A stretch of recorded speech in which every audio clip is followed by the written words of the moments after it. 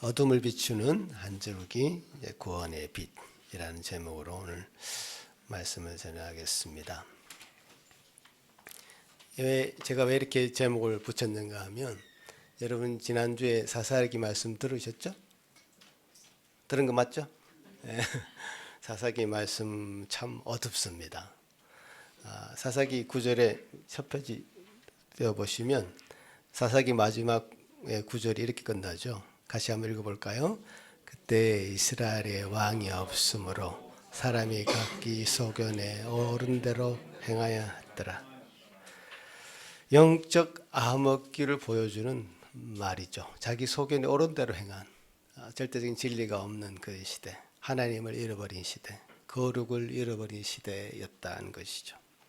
특히 이제 사사기 마지막 두 사건은 정말 어둡습니다. 지난주에 미가 이야기 들으셨는데, 미가는 어머니로부터 은 1000개를 훔칩니다. 어머니는 훔친 사람에게 저주를 하죠. 그 저주가 두려워서 미가는 또 훔친 은을 돌려주죠. 돌려주는데 그 어머니는 다시 또 저주를 축복으로 바꾸고, 혼내지도 않고 저주를 축복으로 바꾸고, 또 그 은 200개를 가지고 신상을 만들고, 미가는 도무지 이게 상상할 수 없는 일이 벌어지는 거예요. 그 은 200개가 어느 정도 가치냐 살펴보니까, 그 레위 제사장을 드리잖아요. 가정 제사장을 연봉 체계를 하는데 은 10개, 1년에 은 10개입니다. 200개면 곱하기 20이죠. 그 한 20억 되는 겁니다. 요즘 말로 하자면 20억을 주고 신상을 만들고, 참 너무너무 좀 암흑의 시기를 그대로 보여주는 그런 대목인데, 그게 더 나아가서 단 지파가, 한 지파 전체가 그 은신상을 훔치고, 또 거기 있는 레위 제사장을 스카우트합니다. 너 가정에 뭐 조그만 개척교회 담임 목사 할래? 2만 명 목회할래? 이게 꼬시는 겁니다. 그죠? 딱 그런 대목이에요 지금. 그래서 레위 제사장은 얼스군이 좋다 하고 단지파를 따라갑니다. 단지파 전체가 그 신상을 모시고 우상 숭배에 빠지는. 우리가 오늘 10계명 읽었죠? 1계명, 2계명을 다 어기는 거죠. 뭐 훔치는 것도 뭐 도둑질하지 말라는 계명을 어기는 거고요. 지파 전체가 이제 우상 숭배에 빠지는 그런 이야기. 그 뒤에는 더 어두운 이야기가 나옵니다. 이거는 좀 상상하기 힘든 이야기가 나옵니다. 레위인이 첩이 있었고, 그 첩과 함께 기브아라는 지방에 머물게 되는데, 그 지방의 사람들이 이 레위인을 끌어내려고 합니다. 왜? 상관한다. 상관한다는 뭐죠? 내가 그 레위인과 성관계를 맺겠다. 그 호모섹슈얼리티죠. 소돔성에서 일어났던 일을 지금 여기 벌어지는 겁니다. 그 레위인은 자기가 나가기 싫으니까 자기 첩을 내보냅니다. 밤새도록 그 깡패들이 이 레위인의 이 첩을 강간해서 그야말로 죽음에 이르게 합니다. 이 레위인이 너무 억울해서 그 여인의 시체를 12조각을 내서 각 지파에게 보냅니다. 그래서 이 베냐민 지파가 이런 짓을 했는데, 그 12지파가, 베냐민 지파를 제한 12지파가 이 베냐민 지파를 전체를 멸절시켜버립니다. 거의 한 600명 정도 남겨놓고 다 멸절시키는 내전이 일어나는 그런 상황이 됐죠. 참 그러면서 이 사사기가 끝나는 거예요. 너무너무 어둡지 않습니까? 이 정도면 참 하나님 백성에게 소망이 있는가 이런 생각이 들 정도입니다. 그런데 그 뒤에 바로 이제 룻기가 등장하는 거죠. 성경을 이제 분류하다 보면 성경을, 구약 성경을 39권으로 분류할 수도 있습니다. 그런데 초대 교부들의 분류법을 보면 22권으로 분류할 수도 있어요. 상하를 합치는 거죠. 사무엘 상하를 합쳐서 사무엘기, 역대상하를 합치고 에레미야와 에레미야 예가를 합치고 이렇게 합치다 보면 사사기와 룻기를 합쳐 놓은 거예요. 그러니까 사사기와 룻기가 한 권의 책이라는 겁니다. 자, 하나님의 이 의도가 분명합니다. 사실 이 아모기와 같은 사사기가 이렇게 끝나서는 안 된다. 이 암흑 같은 이 사사의 시대를 더 밝게 비춰주는 한 줄기 구원의 빛과 같은 이 룻기가 있어야 된다라고 하는 것이죠. 룻은 그런 의미에서 굉장히 큰 가치를 가집니다, 여러분. 이 시대가 아무리 어둡더라도, 이 시대가 아무리 다 망가져 있더라도 하나님께서는 반드시 남길 자를 남기셔서 구원의 그 빛을 비추시고 그 남은 사람을 통해서 구원의 역사를 이루어 가신다고 하는 귀한 메시지가 이 룻기의 전체에 깔려 있습니다. 한 가정의 이야기인데요. 뭐 과부 한 사람 등장하죠. 또 한 사람 또 이방 여인 한 사람 등장하고 농부 한 사람 등장하는 그런 이야기인데 그 이야기가 거기서 한 가정의 이야기로 끝나는 것이 아니죠.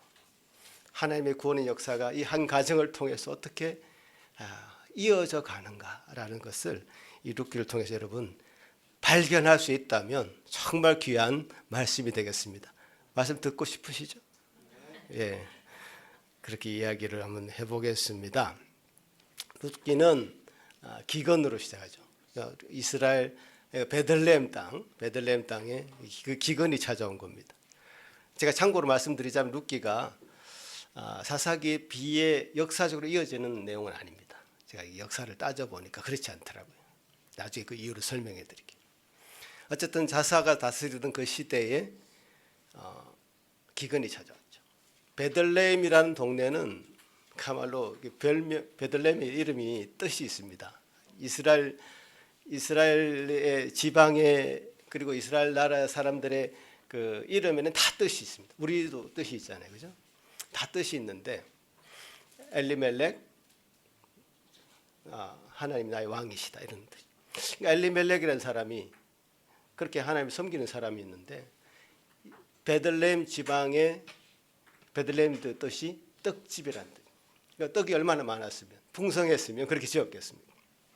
그런 떡집에 떡이 없는 겁니다. 지금 떡이 없이 또 엘리멜렉 하나님을 왕이라고 섬기는 그 사람이 그 지역을 떠납니다. 이 참 비극적인 일이 거기서 시작되는 거죠. 나오미 그리고 두 아들 말론과 기럨 데리고 모압 지방으로 떠납니다. 이 모압에서 그야말로 모압 드림, 그죠? 아메리칸 드림처럼 이루어야 되는데 가서 얼마 안 있다가 엘리멜렉이 죽고 맙니다. 가장을 잃었습니다. 그 나오미 혼자 그 두 아들 이제 결혼시키는데 하필 또 모압 사람 여자들과 결혼을 합니다. 한 사람은 오르바, 한 사람은 룻입니다. 참 그러다가 이제 10년쯤 지나서 자녀들도 없었던 것 같아요. 자녀들도 없는데 10년쯤 지나서 그 두 아들이 또 죽습니다. 그러니까 과부 3명만 딱 남았는 거죠. 나오미, 오르바, 룻. 그때 당시에 과부들에게 경제적으로 독립할 수 있는 길은 없었습니다. 다 남편에게 아버지에게 다 의지해서 살았지 여자들이 혼자 할 수 있는 게 아무것도 없었어요. 모압 지방에는 더 이상 살 수 있는 형편이 아니죠. 그리고 들려오는 소식이 지금 베들레헴에 풍년이 들었다는 소식을 듣습니다. 당장 이제 짐을 싸서 다시 돌아가야 되겠죠.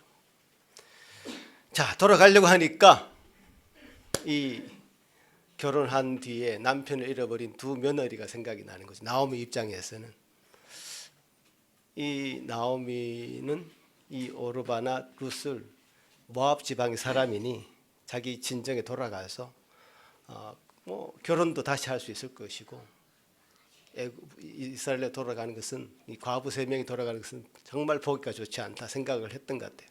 그래서 돌아가라고. 참 그 며느리들이 굉장히 기특한 게 안 돌아가려고 합니다. 오르바도 그렇고 룻도 그렇고 돌아가지 않으려고 해요. 이 장면을 볼 때 참 나오미가 며느리하고 관계가 정말 좋았다 생각이 듭니다. 안 돌아가려고. 울고 불고 하면서 어머니를 따라가겠습니다. 도저히 나오미는 데려갈 수 없어서 다시 한번 간청을 하죠. 그래서 첫째 며느리인 오르바는 눈물을 머금고 이제 자기 친정으로 돌아가기를 결정하죠. 오르바가 잘못된 결정을 한 게 아니죠. 정말 상식적인 가부 세 명이 가서 뭘 하겠습니까? 그래서 상식적인 결정을 한 것 같고 그렇지만 룻은 결국 따라가기로 결정을 하죠. 이때 여러분이 성경 읽으면서 조금 이상한 얘기가 나온 게 있는데 나오미가 이런 말을 합니다. 내가 며느리들 설득하면서 이런 얘기를 하죠. 내가 다시 아기를 가질 수가 없다. 다시 결혼할 수 있는 형편도 아니고 그러니 내가 너희들에게 줄 아들이 없다. 이런 얘기를 합니다. 여러분 그 부분 이해가 됐습니까? 그때 당시 이스라엘에는 이런 제도가 있습니다. 형사취수라는 제도가 있었습니다. 계대 결혼을 하는 건데 형이 죽으면 형수가 남지 않습니까? 그럼 그 동생이 그 형수와 결혼해서 그 대를 잇게 하는 겁니다. 지금으로서는 있을 수가 없는 이야기인데 그때 당시에 이 종족을 보존하기 위해서 그런 제도가 있었단 말이에요. 그 나오미가 그런 얘기를 하는 겁니다. 내가 더 이상 아들 낳을 수도 없고 내가 아들 내일 결혼해서 아들 낳는다 쳐도 그 아들이 그 장성할 때까지 기다려서 그 결혼할 수 있는 것은 말이 안 된다. 돌아가라 이렇게 설득을 하죠. 자, 그런 설득에도 불구하고 룻은 어머니 곁을 지킵니다. 저는 이 오늘 설교의 핵심 구절을 이 룻이 얘기하는데요. 그 한번 들어봅시다. 1장 16절 17절인데 정말 대단한 고백을 합니다. 룻이 이르되 내게 어머니를 떠나며 어머니를 따르지 말고 돌아가라 강건하지 마옵소서. 어머니께서 가시는 곳에 나도 가고 어머니께서 머무시는 곳에서 나도 머물겠나이다. 어머니의 백성이 나의 백성이 되고 어머니의 하나님이 나의 하나님이 되시리니 어머니께서 죽으시는 곳에 나도 죽어 거기 묻힐 것이라. 만일 내가 죽는 윌 외에 어머니를 떠나면 여호와께서 내게 벌을 내리시고 더 내리시기를 원하나이다. 이런 고백을 합니다. 여러분 이 단순한 효심 이야기를 하는 게 아닙니다. 여러분 룻기를 시어머니들이 가장 좋아하는 성경이라고 그러는데 그런 게 아닙니다. 단순한 가정사가 아닙니다. 룻의 신앙 고백이 결단이고 회심입니다. 룻은 모든 걸 포기하는 상황입니다. 지금 사실 자기의 어떤 고향과 언어와 문화와 친척과 미래를 다 포기하고 완전 맡겨버리는 겁니다. 아직 젊어서요. 모압에서 다시 결혼할 수 있습니다. 눈물로 결별을 선택한 이 오르바 이 어떻게 됐을까 궁금하시죠? 성경에 나오지는 않습니다. 그렇지만 이 미드라시라고 하는 유대 전성이 있는데 거기 보면 이 오르바가 그 모압에서 결혼해서 거인을 낳습니다. 그 거인 중에 한 사람이 골리앗이라는 얘기가 있습니다. 이게 뭐 그냥 듣고만 넘기십시오. 그냥 전성에 관한 것이 성경 이야기 아니죠. 그렇지만 우리가 추측할 수 있는 것은 오르바는 반드시 과부 혼자 살 수 없기 때문에 결혼을 했을 것이다라는 추측은 할 수 있습니다. 그렇지 않겠어요? 그래서 룻은 오르바는 그렇게 그 선택을 했던 것이고 룻은 그렇게 하지 않았던 것이죠. 모든 것을 다 하나님께 맡깁니다. 사실 룻도 원래 신앙인이 아니었죠. 모압 지방 하면 여러분 떠오르는 사건이 있지 않습니까? 우리 그동안 성경 읽어왔는데 모압은 발람이 모략을 해서 이스라엘 남자들이 모압 여인들과 음행하는 사건이 민수기에 나옵니다. 그죠? 민수기 25장인가 나와요. 그때 모압 여인들의 어떤 그 그야말로 꾀임에 빠져가지고 이스라엘 남성들이 다 음행에 빠져. 그래서 비나스가 남녀를 창으로 찔러 죽이면서 그 연병이 다 거쳐서 재앙을 면하게 된 그런 사건이 있는 지역입니다. 모압이 요단강 이제 동쪽에 있는 그 지역인데, 사실 모압이라는 나라의 태생 자체도 굉장히 부도덕한 일로 시작됩니다. 여러분 룻의 철자를 하나 바꾸면 롯이 되죠. 이제 롯 이야기가 이제 아브라함의 조카 롯, 창세기로 가야 되는데, 창세기 가면 롯이 소돔과 고모라 사이를 겨우 빠져나오죠. 롯의 아내는 소금 기둥이 되고, 그때 롯은 이제 동굴로 피해서 지나게 됩니다. 이 두 딸이 있었는데 사이들도 다 죽고, 두 딸이 생각해 보니 이제 세상은 멸망했다.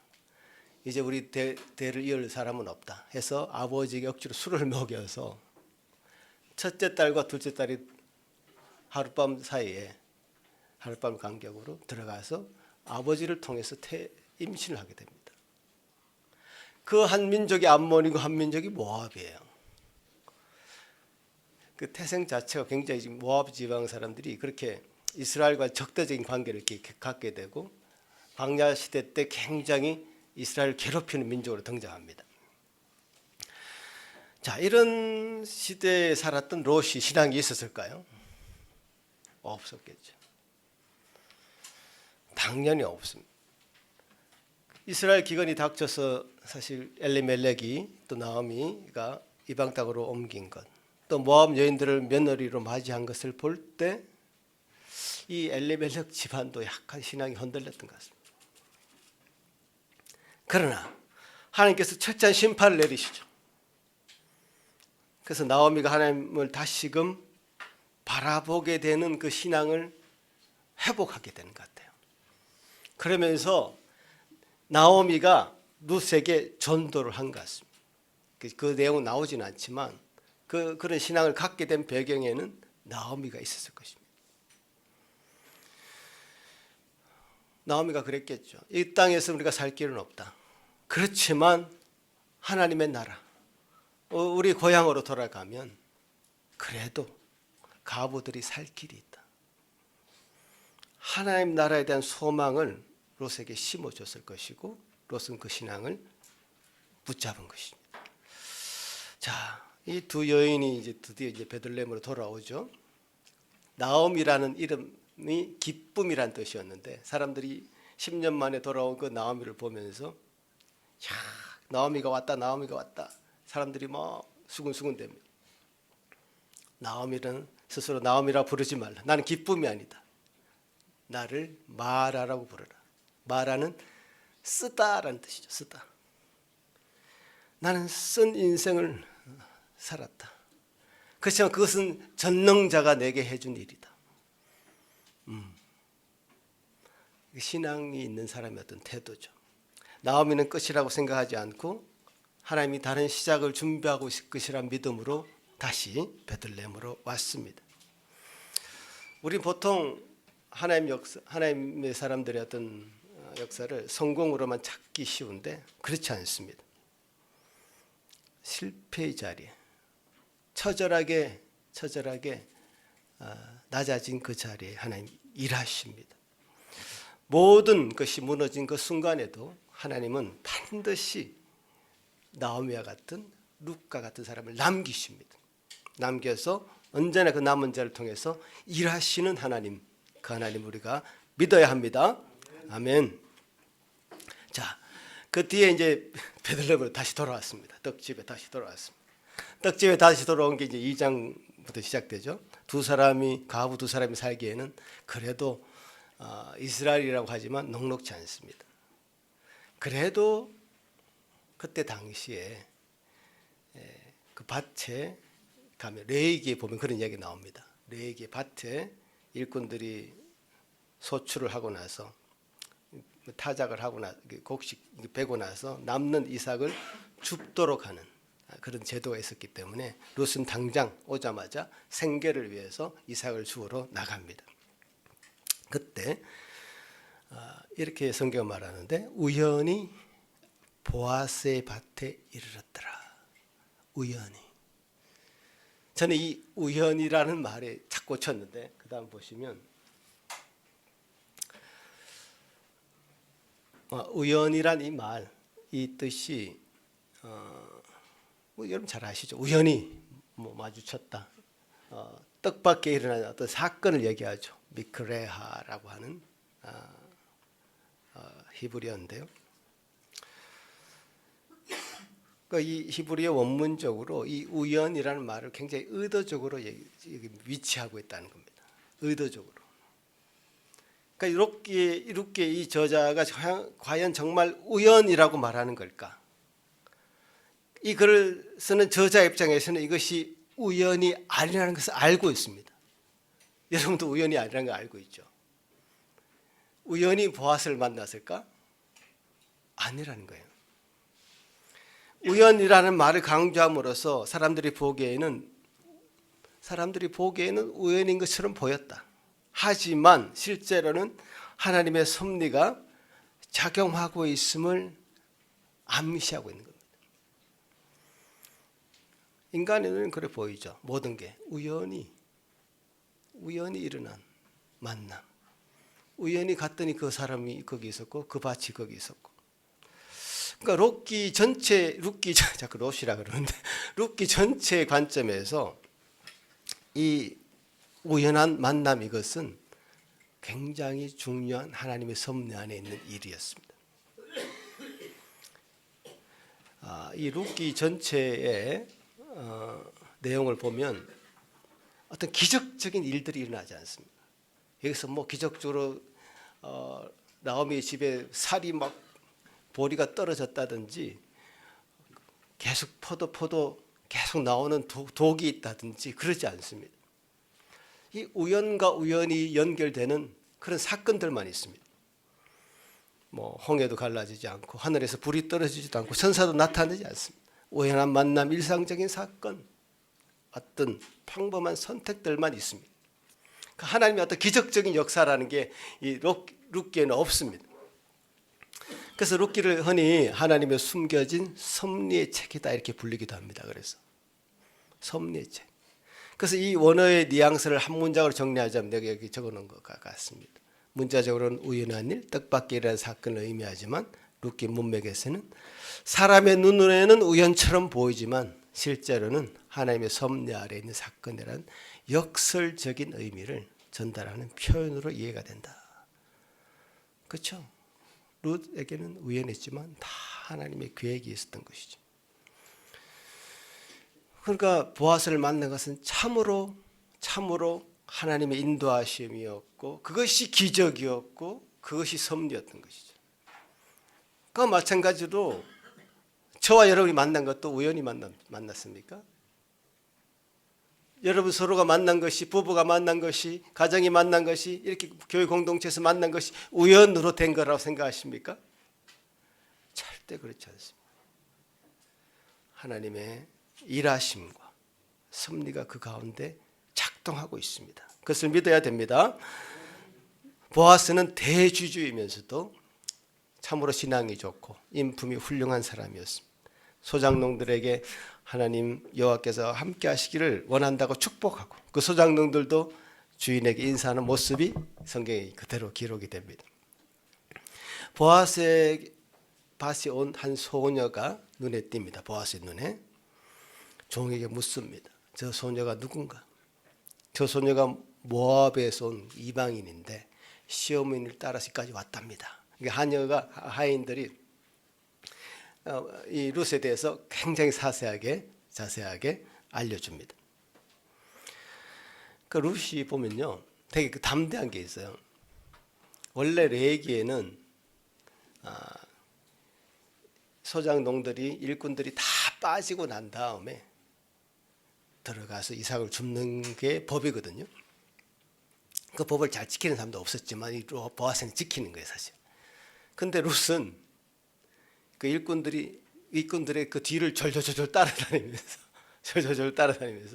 뭐 떨어지면 죽고 이렇게 하는 겁니다. 그런 내용을 그 하인이 보아스 주인한테 고해 바치는 그런 내용도 나옵니다. 룻이 그야말로 저는 이 시어머니 나오미하고 룻이 정말 꽁짝이 잘 맞는다. 그야말로 꽁짝 잘 맞는 장면은 이제 3장에도 또 나옵니다만은 정말 잘 맞는다. 나오미가 이렇게 얘기하면 100% 200% 룻은 시행을 하는 그런 모습을 보게 됩니다. 자, 참 이렇게 하나님의 은혜가 있는 그런 공동체입니다. 그래서 보아스는 룻을 더 귀하게 생각하고 그 스토리를 들었잖아요. 귀하게 생각해서 자기 밭에서 계속 주어라. 또 일꾼들한테 미리 얘기하죠. 더 많이 흘려라 일부러. 그래서 절대적인 빈곤에 이제 빠지지 않도록 서로 돌보는 그 하나님 나라의 모습을 그렇게 이 룻기를 통해서 보게 됩니다. 자, 이제 룻기 후반으로 갑니다. 자, 이 그다음 페이지 보시면 룻기 이제 후반 3, 4장을 이해하기 위해서는 이 고엘이라는 제도를 알아야 됩니다. 고엘이라는 이 단어의 뜻은 되찾아주는 사람, 구속자, 친족 보호자. 자, 고엘이라고 하는 그 제도가 우리한테는 익숙하지 않은 제도인데 그때 당시는 있었다는 거죠. 그러니까 가난 때문에 토지를 이제 팔게 된 상황이면 가장 가까운 친척이 되사주고 또 빚을 진 친척이 있다면 그 가장 가까운 친척이 그 빚을 대신 탕감해주고 값을 치르고 해방시켜주는 거. 빚으로부터 해방시켜주는. 참 이런 제도가 고대에 그야말로 수천 년 전에 이 이스라엘 지방에서 시행되고 있었다는 거죠. 놀랍지 않습니까? 그리고 죽은 친족의 이름과 재산이 사라지지 않도록 가문을 보호하는 역할. 지난번에 우리 도피성 얘기할 때 이철호 목사님 얘기한 것 같은데 친족이 억울한 죽음을 당했을 때 대신 원수를 갚는 일도 그 친족의 일이었다는 겁니다. 가문의 어떤 수호자입니다. 자, 이 일이 얼마나 시행되었을까 생각해 보면 성경 자체로 보면 사실 충실히 지키질 않았어요. 그렇지만 이 제도가 있는 건 분명하고요. 또 이것이 어떤 맨더터리, 의무적으로 막 해야 되는 그런 일은 아니었던 거예요. 이 일은 제도가 있으니 할 수 있으면 해라. 그래서 룻기 4장을 보면 이런 얘기하죠. 보아스가 알고 보니까 룻의 이제 고엘로서 의무를 다하려고 하다 보니까 더 가까운 친족이 있는 겁니다. 그래서 더 가까운 친족에 먼저 우선권을 주죠. 근데 그 친족이 나는 못하겠다라고 해서 신발을 벗어주는 것으로 이제 뭐 신발을 벗어준다는 것은 하나의 서명하는 거죠. 사인하는 거죠. 그러면서 이제 자기 권리를 이 보아스에게 양도를 하죠. 자, 후반 이야기인데 이제 보아스가 이제 참 자기 친족에서 이제 나오미가 생각하기에는 이 사람이 우리 고엘이다. 우리 기업을 물릴 사람이다. 맡을 사람이다. 생각해가지고 작전을 세웁니다. 룻을 보아스가 자는 그 잠자리에 이부자리에 몰래 밤에 들어가게 만든 겁니다. 자, 이 일을 룻이 이제 가감하게 시행을 하는데요. 대단한 믿음으로 사실 보내는 겁니다. 사실 룻 입장에서 가가지고 성인이 자는 잠자리 이불을 덜쳐서 제가 그 발밑에 들어가 있으면 내가 어떤 수치를 당할 수 있을까 이런 생각을 안 했겠습니까? 했겠죠. 그런 수치스러운 상황을 감수하고 자신이 다시 이 엘리멜렉의 가문을 다시 세울 수만 있다면 나오미의 명을 받아서 시행하는 것이죠. 잠자고 있던 이 보아스 깜짝 놀랍니다. 아니 도대체 누가 지금 내 발밑에 앉아 있는가, 누워 있는가?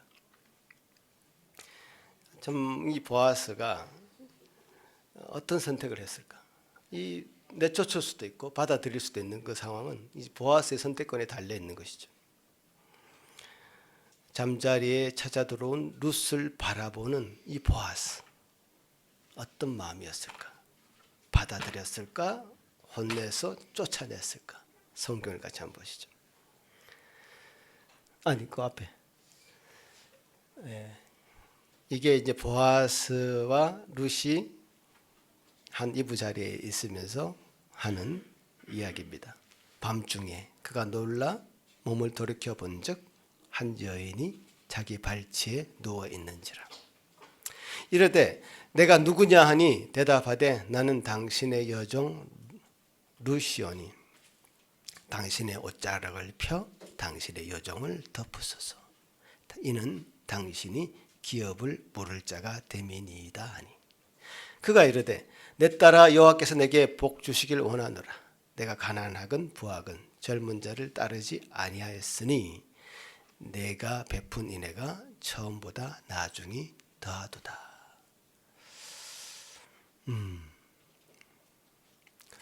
참 이 보아스가 이런 얘기를 했을 때 여러분 어떤 마음이 드십니까? 이 보아스는 참 선한 사람이긴 합니다.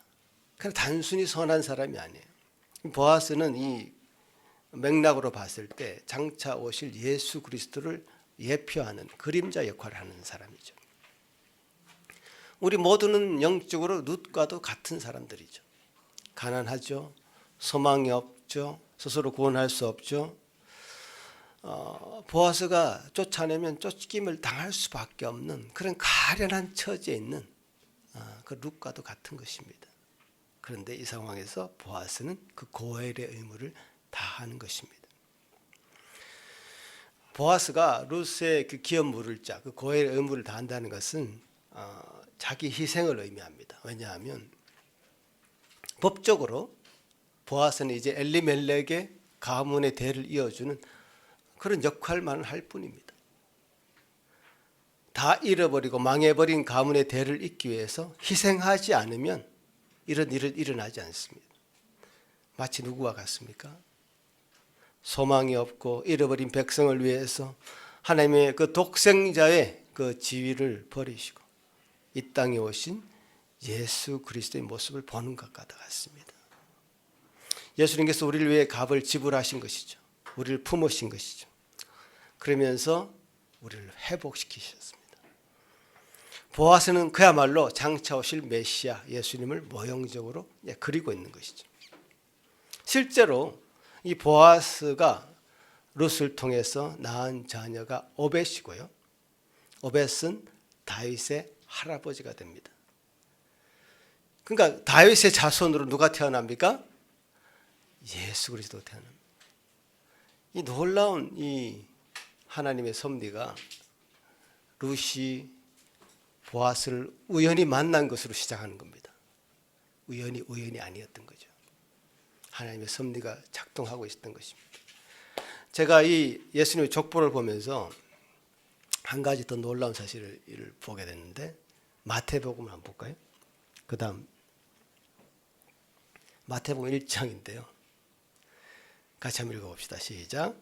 살몬은 라합에게서 보아스를 낳고 보아스는 룻에게서 오벳을 낳고 오벳은 이새를 낳고 이새는 다윗 왕을 낳으니라. 자, 여기서 눈에 띄는 한 이름이 나오죠. 라합. 이 라합은 기생입니다. 기생. 이스라엘 백성들이 여리고의 성을 들어갈 때 여리고는 그 가나안 땅의 첫 성이었습니다. 여리고 들어갈 때 두 정탐꾼을 보내는데 그 두 정탐꾼을 숨겨주고 살려준 인물이 바로 라합입니다. 기생으로서. 이 라합은 참 여리고 성이 무너질 때 모든 사람이 다 죽었는데 유일하게 살아남은 인물이죠. 그 라합이 누구의 엄마라고요? 보아스의 엄마입니다. 그러니까 제가 이 사사시대의 초기라고 얘기하는 것이 바로 그 의미입니다. 라합이 보아스의 어머니라면 얼마 되지 않아요. 사사시대에서 얼마 되지 않아요. 그러니까 제가 사사시대 전 끝을 이어주는 얘기가 아니라 사사시대를 관통하고 흐르는 하나님의 악한 역사가 있지만 하나님의 역사 가운데 하나님의 남은 자의 역사, 하나님께서 택하신 자의 역사는 도저히 그야말로 그저 지하수처럼 따로 흐르고 있습니다. 룻의 족보가 이렇게 흘러가고 있는 겁니다. 라합을 통해서 흘러가고 있는 겁니다. 우리가 이것을 알아야 됩니다. 이 역사는 하나님께서 아시는 역사죠. 하나님께서 구속하시는 역사죠. 이 역사선상에 라합이라는 인물이 있고 기생주신, 그 다음에 룻이라고 하는 이 모압 신앙 없었던 이 룻이라는 인물이 등장하는 겁니다. 그 룻의 핵심은 룻이 보아스를 찾았다가 아니라 하나님이 룻을 위해서 보아스를 준비하셨다. 우리를 위해서 예수 그리스도를 준비하신 겁니다. 복음은 언제나 인간의 찾음보다 하나님의 찾으심, 찾아오심에서 시작됩니다. 이게 사사시대의 혼란한 상황에서 누가 이 모압 과부 한 명에게 주목했겠습니까?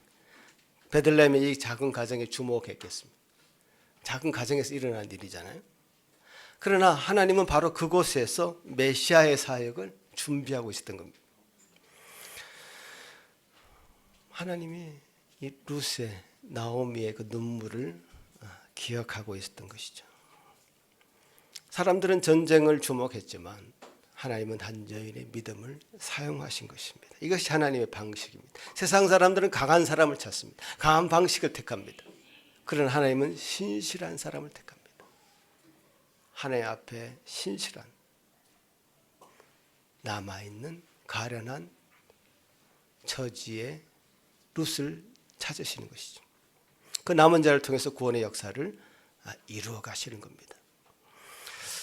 사랑하는 성도 여러분, 이제 말씀을 맺겠는데 룻기는 단순히 사랑 이야기, 효심 이야기 그런 얘기가 아닙니다. 과부가 결혼해서 행복하게 살았다 그런 얘기가 아닙니다.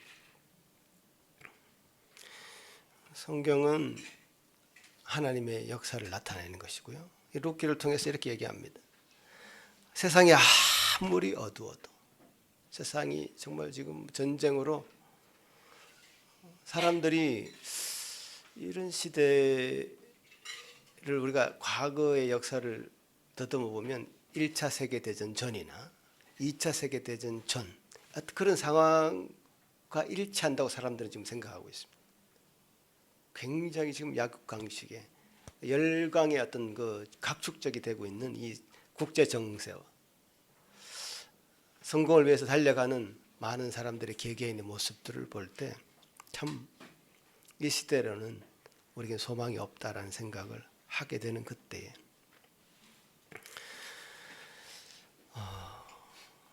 하나님은 남길 자를 남기신다. 역사가 무너진 것처럼 보여도 그 결국 남은 자를 통해서 그 구원의 역사를 이루어 가실 것이고 그 구원의 빛은 결국 예수 그리스도에게로 이어질 것이라는 소망입니다. 사사기의 마지막은 암흑이었지만 룻기의 마지막은 소망입니다. 왜냐하면 하나님이 여전히 지금도 일하고 계시기 때문에 그렇습니다. 어둠이 짙을수록 구원의 빛은 더 밝게 빛이 납니다. 오늘 말씀을 통해서 우리 모두는 하나님께서 우리를 비추시고 계신다. 하나님에 대한 소망을 더 바라볼 수 있게 되기를 기도합니다. 다른 누가 아니라 내가 바로 그 하나님의 기업을 이어갈 그 한 사람, 룻과 같은 그 한 사람, 그 남은 자가 되기를 소원합니다. 그리스도께서는 가장 수치스러운 그 부분을 드러내더라도 그 그리스도 앞에 나온 그 사람을 붙드십니다. 그렇지 않으면 은혜는 없습니다. 우리가 수치스럽다, 우리의 죄악이 참 부끄럽다 하면서 주저주저하고 뒤로 물러서는 것이 아니라 주님 앞에 철저히 낮아지고 수치스러운 손을 내밀어서 그 이불을 덜쳐서 들어가는 룻의 심정으로 주님을 붙드시기를 간절히 바랍니다. 세상은 이리저리 흔들립니다. 그러나 결코 흔들리지 않고 옳은 길 되시는 예수 그리스도, 그분을 따라가시는 저와 여러분이 되시기를 간절히 바랍니다. 같이 한번 기도합니다. 하나님 감사합니다. 참 이 시대에 우리가 어떻게 살아야 되겠습니까? 세상의 논리와 참 약육강식의 그 논리를 따라서 살아야 되겠습니까? 아니면 하나님께서 세워놓으신 이 아름다운 원리를 우리가 믿음으로 받고 살아야 되겠습니까? 주님을 붙잡습니다. 주님을 의지합니다. 주님 앞에 나아갑니다. 주님 저희들을 거두어 주시고 주님의 은혜의 빛을 비춰 주셔서 옳은 길 되시는 그 예수 그리스도 온전히 그 길로 갈 수 있는 제 모든 심령, 예수 산길 모든 성도들 한 심령 될 수 있기를 간절히 소망하며 기도합니다. 감사하고 예수님 이름으로 기도합나이다. 아멘.